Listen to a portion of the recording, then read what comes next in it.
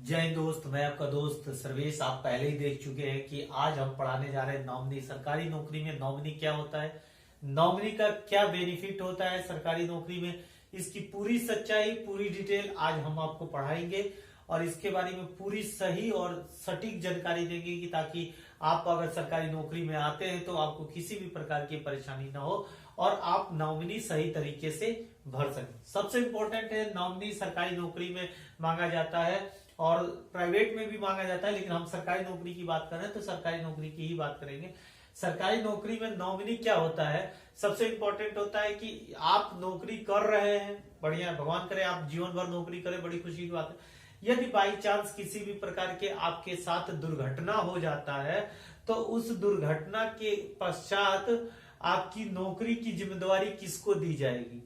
दूसरी चीज कि अगर आप किसी प्रकार की परेशानी में है तो आपके नॉमिनी को फोन करके, कॉल करके बुलाया जाता है कि फलाने इस परेशानी में या इतना इनका तबीयत खराब है। सबसे बड़ी बात, नॉमिनी का बेनिफिट होता है कि अगर आप इस दुनिया में नहीं रहे, बाई चांस, भगवान करे आप लंबी उम्र रहे, लेकिन अगर बाई चांस नहीं रहे तो इस नौकरी, जो आपकी नौकरी है, उसका बेनिफिट किसको मिले और किन परिस्थितियों में मिलता है वो बता रहे हैं आपको। सबसे इंपॉर्टेंट, सबसे बड़ी बात, नॉमिनी जब हम भर्ती होने जाते हैं तो ज्यादातर अपनी शादी नहीं होती है तो पिता का नाम डाल देते हैं नॉमिनी में या माताजी का नाम मांगा जाता है। आप जो भर्ती होके जाएंगे तो फॉर्म भराया जाएगा नॉमिनी का, आपको नॉमिनी देना ही पड़ेगा, तो अपने पिता या माताजी का आप नॉमिनी में नाम डालते हैं।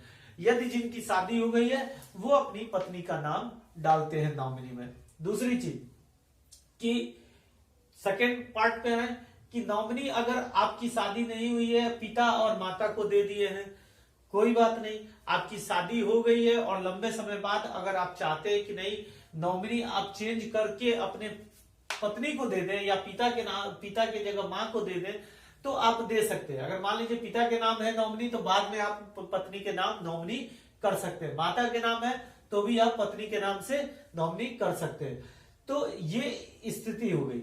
और या जिनके पुत्र होते हैं वो अपने पुत्र को नॉमिनी बनाते हैं। अगर बाई चांस आपकी जब भर्ती होती है उस दौरान ज्यादातर लोगों की शादी नहीं हुई होती है तो पत्नी होती नहीं तो पुत्र होने की कोई संभावना नहीं है, तो इसमें उन लोग को परेशानी होती है कि यार हम अगर बाई चांस दुनिया में न रहे तो नॉमिनी क्या हो। नॉमिनी आप चाहते हैं तो आगे भी आप नॉमिनी चेंज कर सकते हैं, अपने पुत्र या पुत्री को बना सकते हैं। इसके अलावा नॉमिनी का महत्व क्या है, नॉमिनी क्या होता है। नॉमिनी का महत्व मैंने आपको बता दिया कि आपके न रहने पे उसका कार्यभार वो व्यक्ति देखेगा तथा उस व्यक्ति का कार्य होगा कि जो इसका रियल हकदार है उसके तक पहुंचाए। मान लीजिए आपने अपने पिता को नॉमिनी बना रखा है और आपकी शादी बाद में हुई और आप अपनी पत्नी को नॉमिनी नहीं बना पाए और उससे पहले आपका देहांत हो गया, तो पिता का काम होगा, नॉमिनी में पिता का नाम है तो पिता का काम होगा कि इस आपकी नौकरी का जो बेनिफिट है वो आपके पत्नी को दिलवाने का काम जो रहेगा वो पिता का रहेगा। कि नॉमिनी है, नॉमिनी का मतलब ये नहीं है कि हक आपके पिता का है या नॉमिनी का मतलब ये नहीं कि हक आपके पत्नी का है। हक ये होता है कि नॉमिनी का मतलब केवल इतना होता है कि जो उसका रियल दावेदार है, आपके नौकरी का जो रियल दावेदार है उसके तक इस क्रिया को पहुंचा देना, यानी उसको उस पद तक पहुंचाने का कार्य जो होता है वो नॉमिनी करता है। जैसे आपकी शादी हो गई और आपका पुत्र जन्म ले लिया या पुत्री जन्म ले ली और उसके बाद आपका देहांत हो जाता है बाई चांस, तो पत्नी जो होगी नॉमिनी में थी, पुत्र या पुत्री तो नॉमिनी में थे नहीं, तो पत्नी का काम होगा कि असली जो हकदार है नॉमिनी का पुत्र या पुत्री, उसको वो हक दिलाए। यदि ये उस उम्र नहीं हुआ, इनका उम्र मान लीजिए बहुत कम है, छोटा है, तो वो नॉमिनी का खुद हकदार बन सकती है किसके, पिता और माता की गवाही पे। याद रखिएगा, पिता और माता परिवारजन के गवाही पे। आप इधर इसमें एक ब्रदर भी होगा, भाई या बहन, गवाही में आपके भाई या बहन भी, पिता माता वो भाई बहन की गवाही पे पत्नी को नॉमिनी के रूप में उसको नौकरी सौंप दिया जाता है, ठीक है। लेकिन अगर आपका पुत्र या पुत्री जन्म ले चुकी है और नॉमिनी पिता है या माता है तो भी इनका अधिकार है और आपके पुत्र या पुत्री उस योग्य हो गए हैं कि नौकरी कर ले, तो पिता और माता का ये अधिकार है कि आपके पुत्र को उसका बेनिफिट दिलाए, उसके तक उस कार्य को पूरा करे। तो ये है केवल नॉमिनी का मतलब। नॉमिनी का मतलब आपके नौकरी या आपके संपत्ति का अधिकार करना नहीं है। किसी भी संविधान के अंदर आपके इस बात का उल्लेख किया गया है कि नॉमिनी का केवल मतलब है कि सही जगह तक आपके कार्य को, आपके चीज को पहुंचाए, न कि उस पर आधिपत्य जमाए।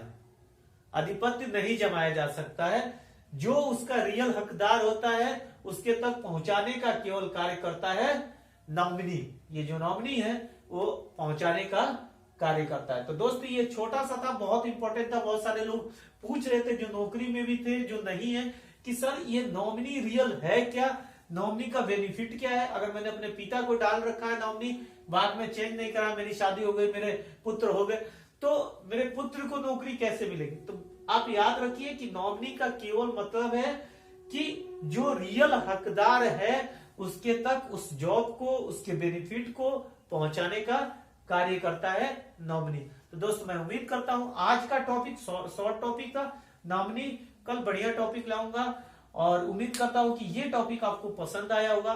तो आप लाइक जरूर करिएगा, दोस्तों में शेयर करिएगा, चाहे जो सरकारी नौकरी वाले हैं उनके पास शेयर करिएगा, ताकि सबको इसका नॉलेज हो सके, ज्ञान प्राप्त हो सके। और इसके साथ साथ आपको हम बताते चले कि यदि चैनल पे पहली बार विजिट कर रहे हैं तो सब्सक्राइब कर लीजिए, ताकि जो भी वीडियो नौकरी संबंधित, भर्ती संबंधित, स्पोर्ट्स संबंधित जितनी भी आए आपको समय से पहुंच सके। तो मिलते हैं दोस्त नेक्स्ट वीडियो में। जय हिंद, जय भारत।